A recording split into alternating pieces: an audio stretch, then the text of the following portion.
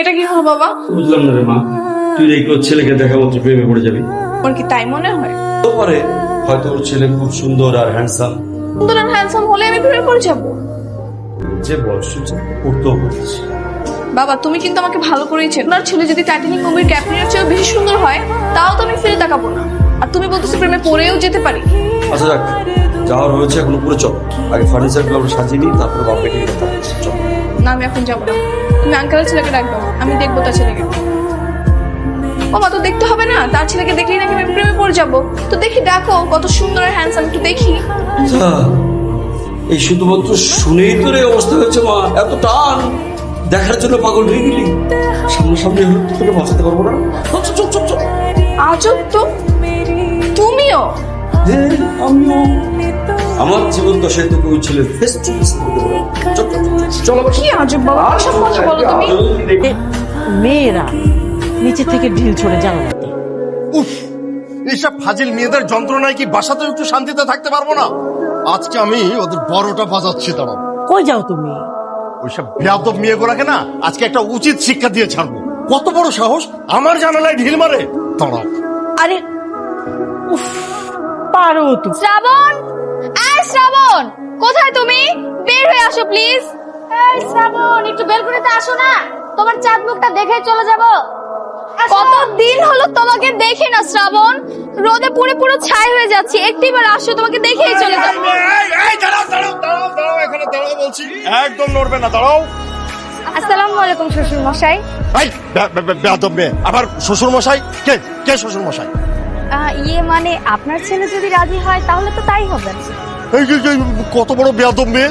হ্যাঁ, এতদিন জানতাম যে ছেলেরা ইফটিজার হয়, উশৃঙ্খল হয়, এখন দেখছি সেই টাইটেলটা তোমরা অর্জন করেছো, তাই না? এই তোমরা কি পারিবারিক শিক্ষা পাও নাই? হ্যাঁ, পারিবারিক শিক্ষা পাও নাই? একদম তোমাদের মেরে না পা ভেঙে দেবো।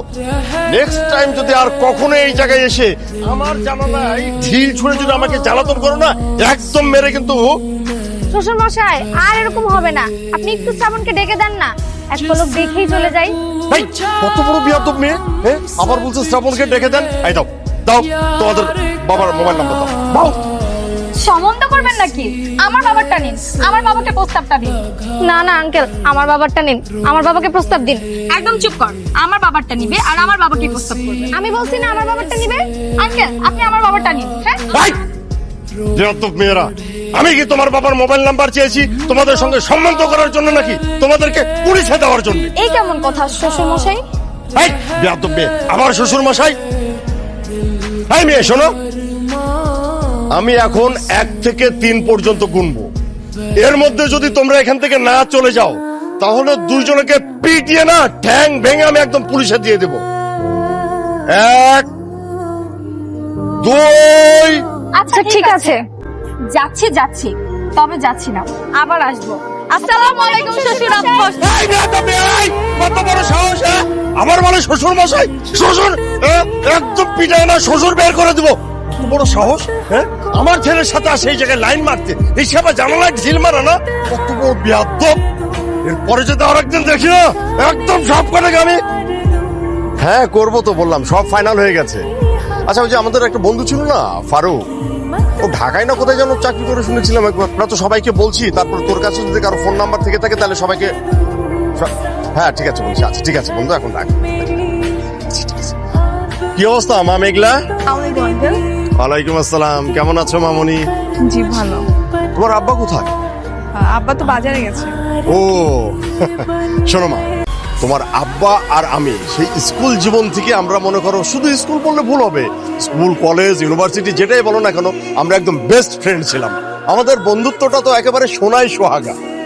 জি জি, আব্বুর মুখে অনেক শুনেছি, কিন্তু একটা বিষয় না আমার মাথায় ঢুকছে না। কি ব্যাপার মা? আমি আপনার বেস্ট ফ্রেন্ডের মেয়ে, কিন্তু আপনি আমাকে বাসাতেই ঢুকতে দিলেন না।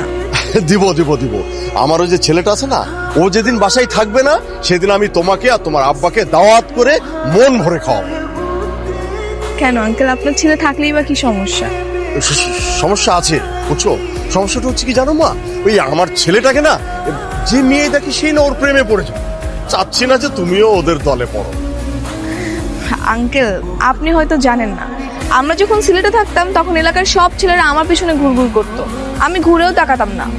আর আপনি বলতেছেন আপনার ছেলেকে নাকি দেখলে আমি প্রেমে পড়ে যাব। এটা একটু বেশি বেশি বলেন আঙ্কেল। চলেন এক কাজ করি, আপনাকে প্রমাণ করে দিই যে আপনি রং। চলেন আপনার ছেলেকে দেখে আসুন, চলেন।